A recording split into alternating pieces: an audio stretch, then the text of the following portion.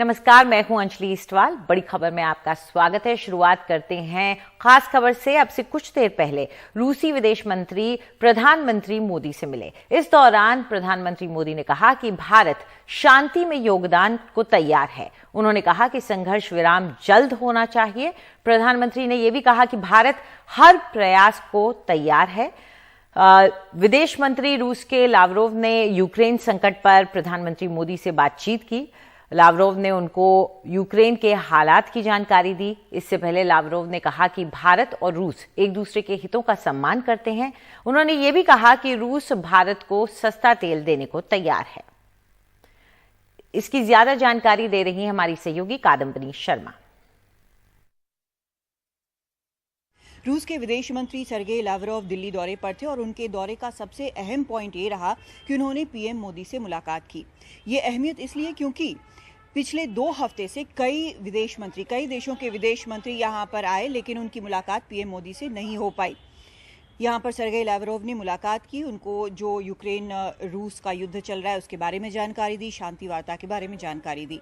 PMO से release हुए बयान के मुताबिक पीएम मोदी ने कहा कि भारत चाहता है कि जल्द से जल्द जो हिंसा है वो खत्म हो, वो बंद हो और भारत किसी भी प्रकार से शांति प्रयासों में योगदान करने के लिए तैयार है। तो ये एक बड़ा अहम पॉइंट है। आपको याद होगा कि पहले भी यूक्रेन के तरफ से, उनके नेताओं की तरफ से भी कहा गया था कि पीएम मोदी जो हैं वो कहें रूस को कि वो इस तरह की हिंसा, इस तरह का हमला रोके। अब यहाँ पर पीएम मोदी ने खुद बताया है लावरोव को कि भारत तैयार है।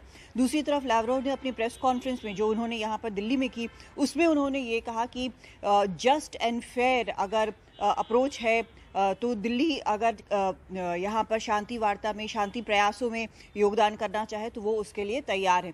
तो एक तरह से ये दिख रहा है कि भारत जो है उसकी स्थिति क्या है, यहाँ पर उसकी पोजीशनिंग क्या है, ये बड़ा साफ तौर पर नज़र आ रहा है। लेकिन ये भी ज़रूर है कि ये एक जटिल स्थिति है। जटिल इसलिए क्योंकि बाकी जो पश्चिमी देश हैं वो इस बात का लगातार दबाव बना रहे हैं कि भारत किसी भी प्रकार का व्यापार जो है वो रूस से न रखे। हालांकि जो नेड प्राइस है, जो प्रवक्ता है अमेरिकी विदेश मंत्रालय के, उन्होंने कहा कि वो कोई चेंज नहीं करना चाहते हैं भारत रूस के जो रिश्ते हैं।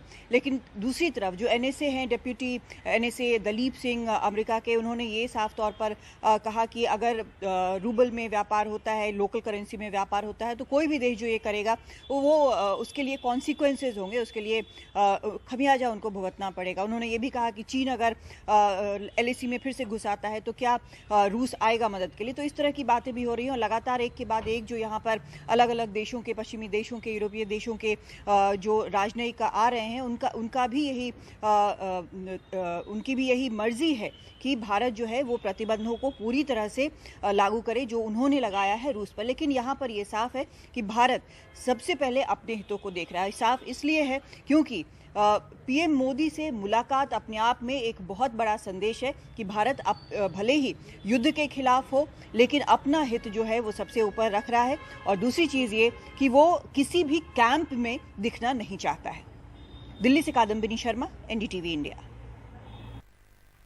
बढ़ते हैं दूसरी खबर की तरफ। अब भविष्य निधि यानी कि प्रोविडेंट फंड में 2.5 लाख से ज्यादा जमा किए गए पैसे के ब्याज पर टैक्स लगेगा। बजट में यह प्रस्ताव आया था। इधर भारत में तेल गैस की कीमतों में उथल पुथल का असर बड़े पैमाने पर पड़ रहा है और आज से महंगाई का बोझ और भी बढ़ गया है। प्रोविडेंट फंड में अगर आप 2.5 लाख से ज्यादा रकम जमा करेंगे तो उस पर आपको मिलने वाले ब्याज पर नए वित्तीय साल में टैक्स लगेगा। इनकम टैक्स विभाग के मुताबिक 1 अप्रैल 2022 से मौजूदा PF अकाउंट 2 भागों में बांट दिया जाएगा। 2.5 लाख की सीमा प्राइवेट सेक्टर के कर्मचारियों के लिए है, जबकि सरकारी कर्मचारियों के लिए ये सीमा 5 लाख तक होगी। सरकार का तर्क है कि पैसे वाले लोग टैक्स बचाने के लिए काफी पैसा प्रोविडेंट फंड में जमा करने लगे हैं। मुझे ऐसा लगता है कि कहीं ना कहीं जो टैक्स एडमिनिस्ट्रेशन है उनके माइंड में ये सोच आई कि जो सैलरी, जिनको हाई सैलरी वाले हैं और उनका अगर मैं ये अमाउंट 12.33% माने तो उनके केस में ये कंट्रीब्यूशन बहुत ज़्यादा हो जाता है। PF का जो पैसा उस पर इंटरेस्ट पे टैक्स लेना थोड़ा सा लगता है मुश्किल काम है, क्योंकि इवन अदरवाइज टैक्स पेयर के पास कोई सोशल सिक्योरिटी स्कीम नहीं है। पिछले ही महीने ईपीएफओ की सेंट्रल बोर्ड ऑफ ट्रस्टीज ने पीएफ पर इंटरेस्ट रेट को 8.5% से घटाकर 8.1% करने का फैसला किया था। ऐसे वक्त पर जब ईपीएफ के खाता धारकों को ये उम्मीद थी कि अर्थव्यवस्था दोबारा पटरी पर लौट रही है और ऐसे में central board of trustees PF पर इंटरेस्ट रेट में बढ़ोतरी का फैसला करेंगे। उधर महंगाई बढ़ती जा रही है। शुक्रवार को कमर्शियल सिलेंडर 250 रुपए प्रति सिलेंडर महंगा हो गया। करीब 800 दवाइयां भी 1 अप्रैल से महंगी हो गई हैं। विपक्षी दलों ने राज्यसभा में कीमतों में बढ़ोतरी के फैसले को वापस लेने की मांग की। सब पेट्रोल महंगा, डीजल महंगा, खाना बनाना महंगा, खाना खाना महंगा, अब दवाई भी हुई महंगी। महंगाई के दर्द की दवाई भी अब है जरूरी। The wholesale price of drugs of more than 800 items which are essential for our survival is being increased by 11%. And I would urge upon the government to withdraw this steep hike. Thank you.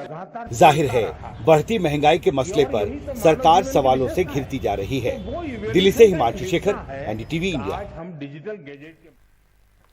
हाल ही में Biocon की प्रमुख किरण मजूमदार शॉ ने कर्नाटक में सांप्रदायिक विभाजन पर चिंता जताई थी। समाज में नफरत फैलाने का नया मामला शिवमोगा जिले में सामने आया है, जहां होटल में झटका मीट न मिलने पर मारपीट की गई। मामले में 5 आरोपी गिरफ्तार भी किए गए हैं।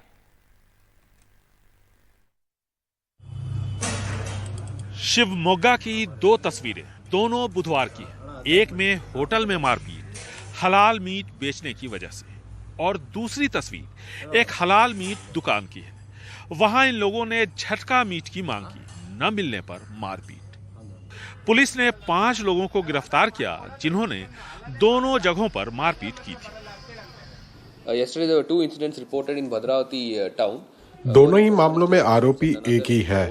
सभी 5 आरोपियों को गिरफ्तार कर लिया गया है, जिनके नाम है वडिवेलु, सवाई सिंह, श्रीकांत, कृष्णा और गुनकर। The meat was not given and the shop was being shut down.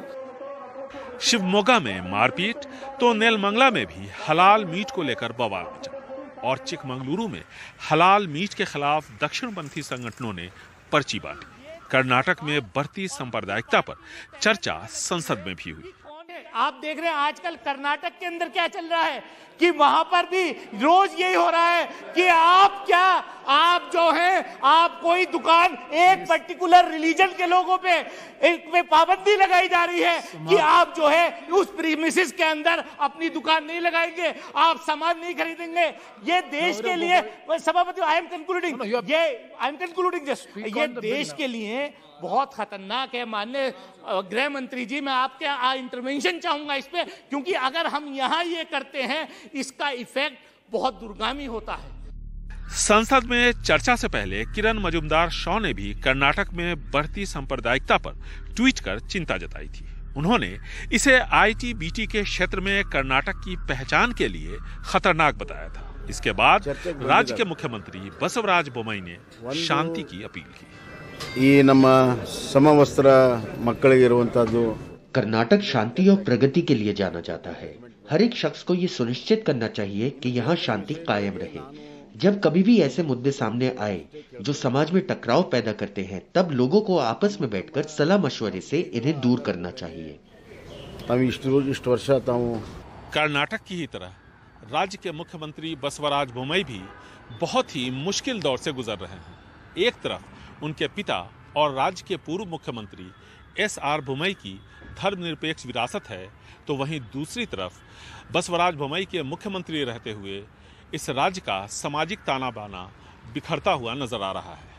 धार्मिक उन्माद अपने चरम पे है। ऐसे में मुख्यमंत्री बसवराज बोम्मई को अब अपनी राह चुननी है। बेंगलुरु से कैमरामैन कुमार के साथ निहाल खिदवई, एनडीटीवी इंडिया। और बड़ी खबर में अभी लेते हैं ब्रेक के बाद आपको बताएंगे कि रूस यूक्रेन जंग की वजह से क्यों भारत को चेस ओलंपियाड के आयोजन का मौका मिला।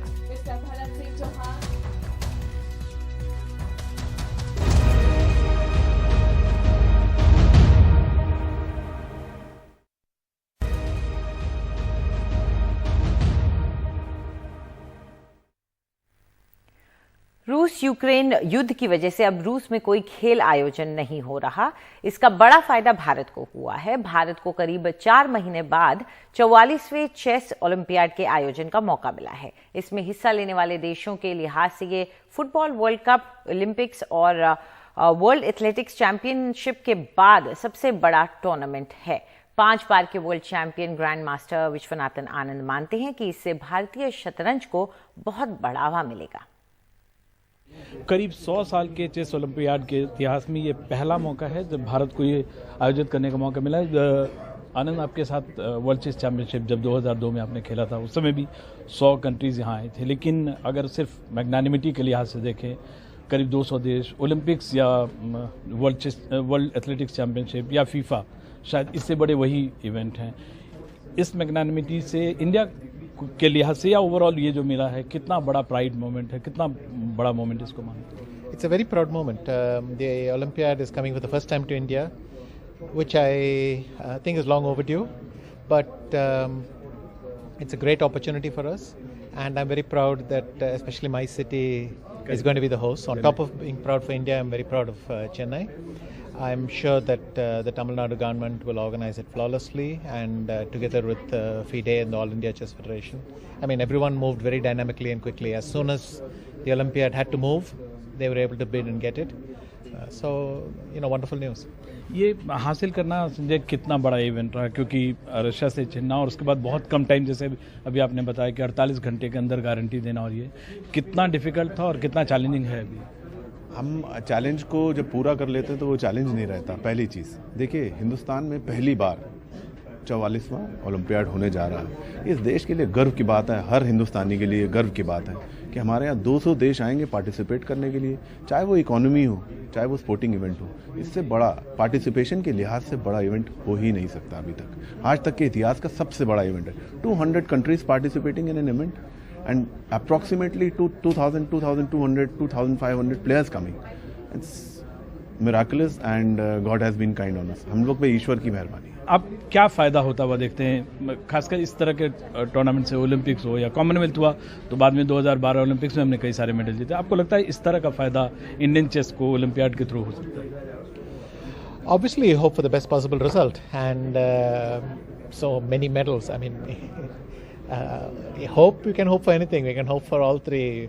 If we have 3 teams, we can hope to fill the podium. But fingers crossed. I think